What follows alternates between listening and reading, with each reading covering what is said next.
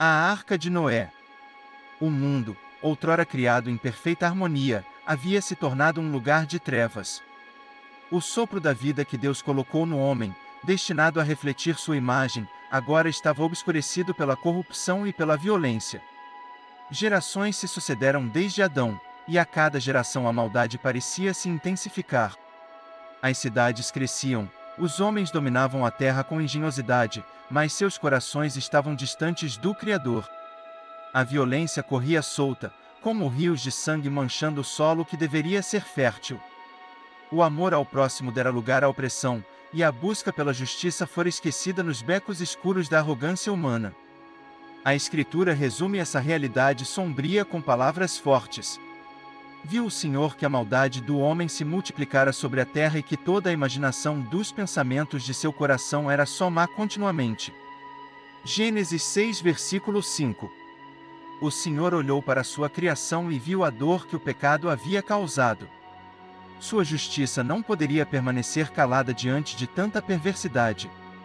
O texto bíblico diz que o coração de Deus se entristeceu. É como se a dor da humanidade tivesse transpassado os céus e ferido o coração do Criador. Ainda assim, em meio ao caos, havia um homem diferente. Seu nome era Noé. Em sua vida havia um brilho de retidão, uma chama de fé que não se apagava, mesmo cercado por um mundo corrompido. A palavra diz: Noé, porém, achou graça aos olhos do Senhor.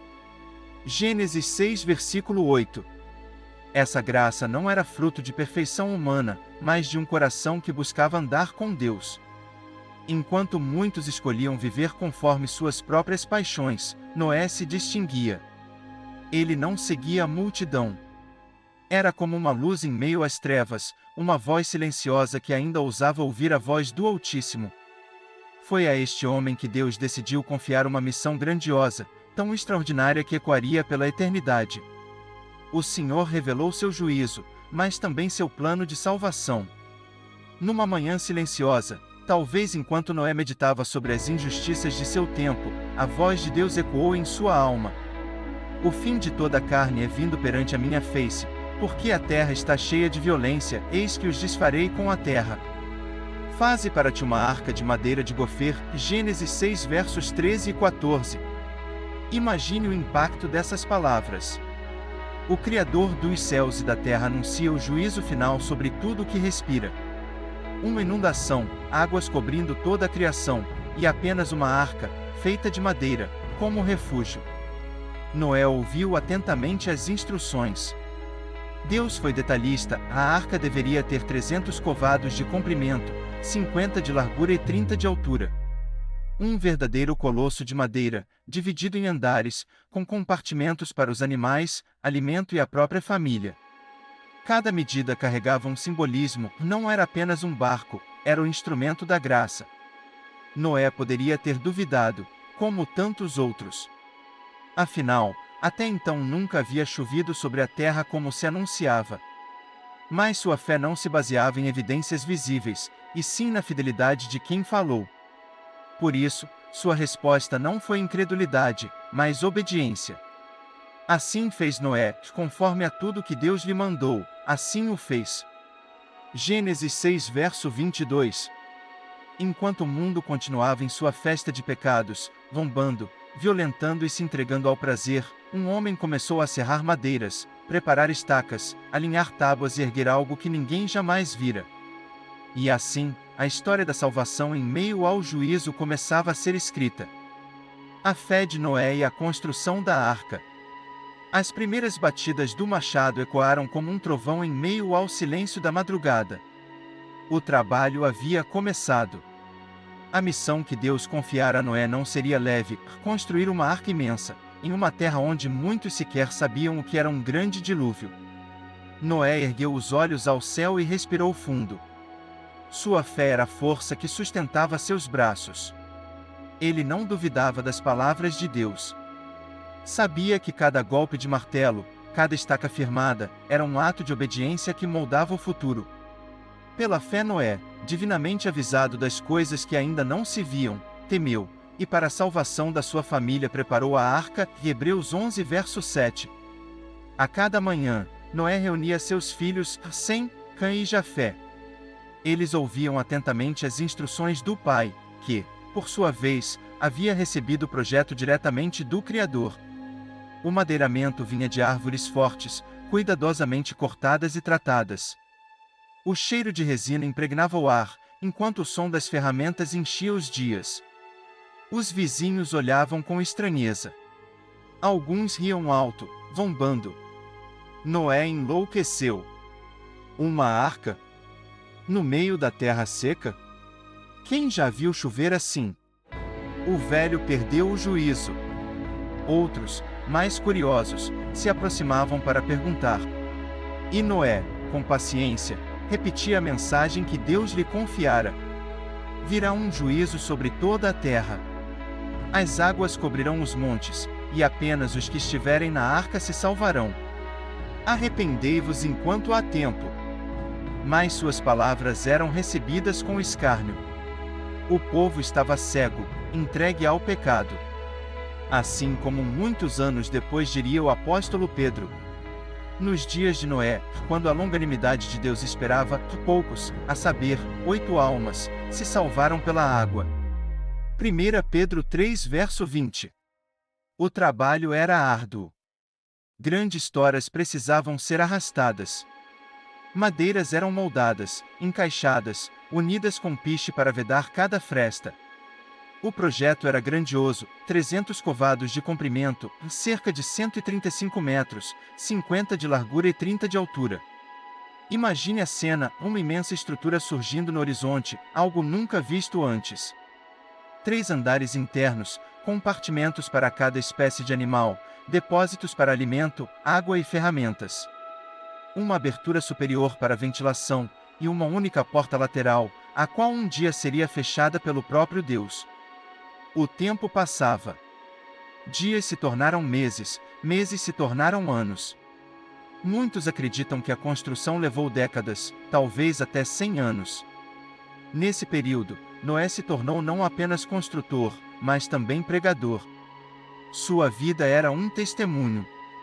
Sua perseverança gritava mais alto que 1000 sermões. Cada martelada era um anúncio, o juízo virá. Cada tronco cerrado proclamava, ainda há tempo de arrependimento. Mas o povo ria, bebia, casava-se, dava-se em casamento, como se nada fosse acontecer. Assim descreveu Jesus séculos depois. E, como aconteceu nos dias de Noé, assim será também nos dias do Filho do Homem. Comiam, bebiam, casavam-se, davam-se em casamento, até ao dia em que Noé entrou na arca, e veio o dilúvio e os consumiu a todos. Lucas 17 versos 26 e 27. A família de Noé, unida em obediência, se tornava parte essencial dessa obra. Os filhos ajudavam na carpintaria, as noras cuidavam da preparação de mantimentos, e todos, juntos, sustentavam o patriarca em sua missão. Não havia espaço para desânimo. Cada um compreendia que a promessa de Deus era certa. É possível imaginar momentos de cansaço, noites em que Noé olhava para a arca inacabada e suspirava. Mas em seu coração ecoava a certeza: Deus falou, e ele cumprirá. A fé era seu combustível. E a arca crescia.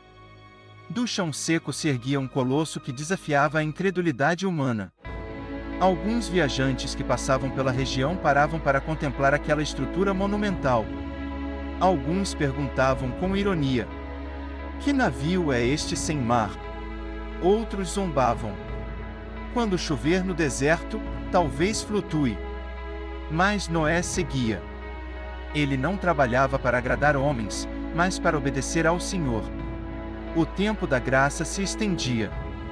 Enquanto as madeiras eram unidas, Deus ainda aguardava que corações se quebrantassem. Mas a dureza humana permanecia. Finalmente, depois de anos de suor, lágrimas, zombarias e perseverança, a arca estava pronta. Uma obra que não apenas desafiava a lógica humana, mas que revelava o poder da obediência e da fé.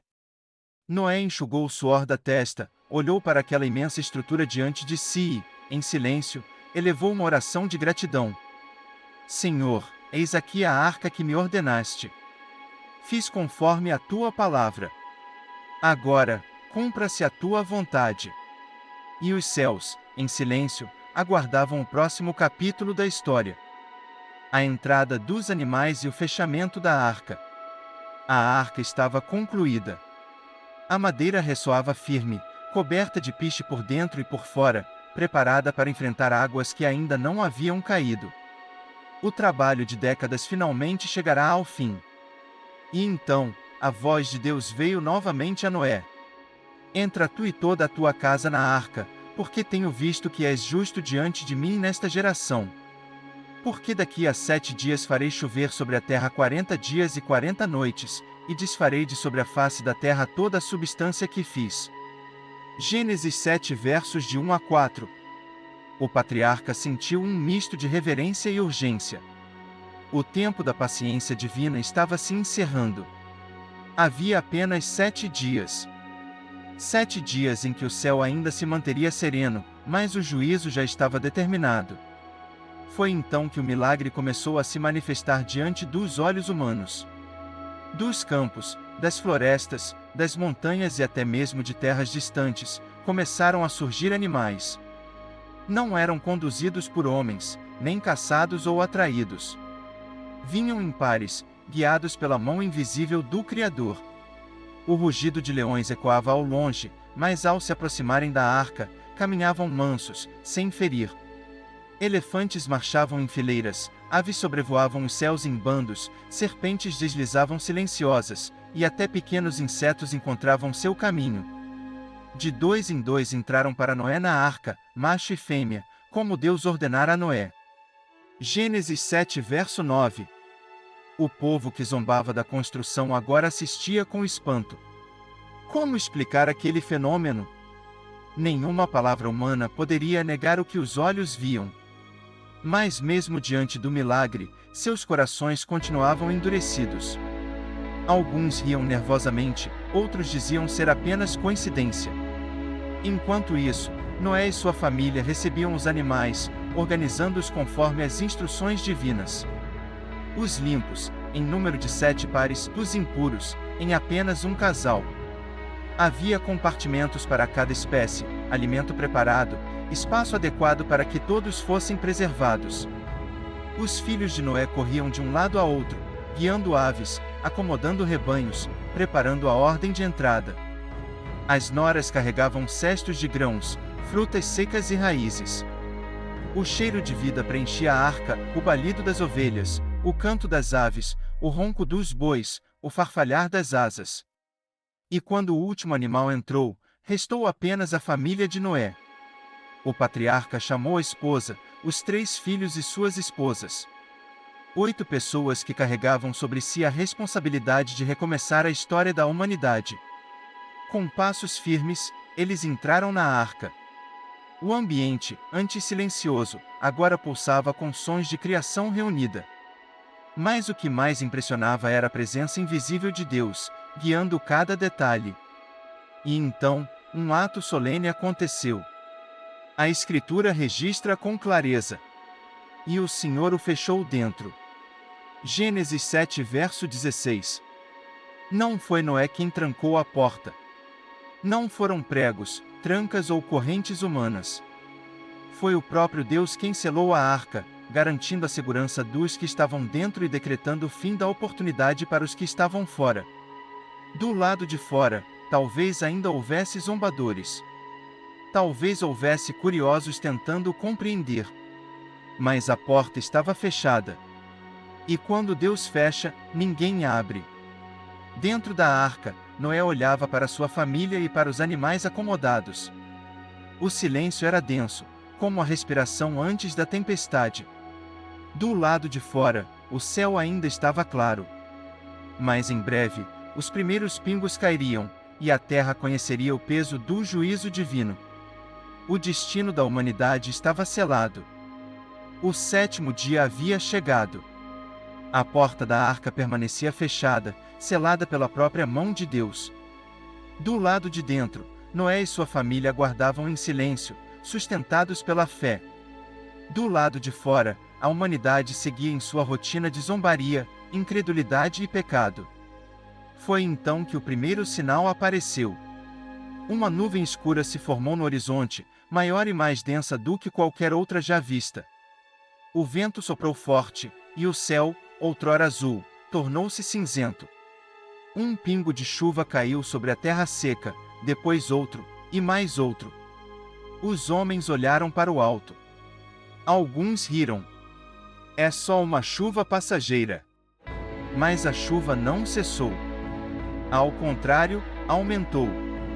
Pingos se tornaram torrentes. Torrentes se tornaram rios. Rios transbordaram. No ano 600 da vida de Noé, no segundo mês, aos 17 dias do mês, romperam-se todas as fontes do grande abismo, e as janelas do céu se abriram. Gênesis 7 verso 11. Não era apenas chuva. Fontes subterrâneas se abriram com violência. A terra tremeu, rachaduras se abriram, e das profundezas brotaram águas impetuosas. O mundo parecia desmoronar sob o peso do juízo divino. As ruas se transformaram em córregos. Os córregos se tornaram rios. O povo começou a correr em pânico. O riso se transformou em grito. O escárnio deu lugar ao desespero. Famílias buscavam abrigo nos telhados, nas colinas, em árvores. Mas a água não parava de subir. Dentro da arca, o som da chuva batendo contra as tábuas era ensurdecedor. Os animais se agitaram, mas a presença de Deus mantinha a ordem. Noé abraçou sua esposa, enquanto os filhos olhavam com espanto para as paredes de madeira que agora eram sua única defesa. O barulho lá fora era de horror. Muitos certamente correram até a arca, batendo com as mãos, clamando por socorro. Mas a porta estava fechada. E não era Noé quem tinha o poder de abri-la. Era Deus. A água subia. Casas desapareceram. Povoados inteiros foram engolidos. Os gritos diminuíram à medida que multidões eram tragadas pelas águas. Montanhas menores já estavam cobertas, e os homens subiam desesperados às mais altas. Mas até os cumes não seriam suficientes. E prevaleceram as águas excessivamente sobre a terra, e todos os altos montes, que havia debaixo de todo o céu, foram cobertos. Gênesis 7 verso 19. E lembrou-se Deus de Noé, e de todo o animal, e de todo o gado que com ele estava na arca, e Gênesis 8 verso 1. Essa lembrança não era como a memória humana, que esquece e depois recorda. Significava cuidado, atenção, fidelidade. Deus nunca deixou Noé esquecido. O Criador controlava as águas, sustentava a arca e guardava cada vida ali dentro. Os ventos começaram a soprar diferente. As águas, que antes subiam, agora lentamente recuavam. O nível começou a baixar, revelando aos poucos o contorno de montanhas escondidas. 40 dias depois, Noé abriu a janela da arca. O ar fresco entrou, e com ele uma centelha de esperança. Decidiu então soltar um corvo. A ave voou de um lado a outro, mas não encontrou descanso. Depois, soltou uma pomba. Ela também retornou, sem achar lugar para pousar. Noé esperou mais 7 dias. Soltou novamente a pomba.